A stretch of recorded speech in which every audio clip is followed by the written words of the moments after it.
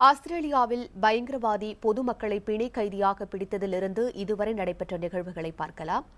மக்கள் நடமாட்டம் மிகுந்த மார்டின் பிளேஸ் பகுதியில் அந்நாட்டு நேரப்படி காலை 9:45 மணியளவில் துப்பாக்கி ஏந்திய நபர் உணவகத்தில் நுழைந்து அங்கிருந்த மக்களை பிணை கைதிகளாக பிடித்தார்.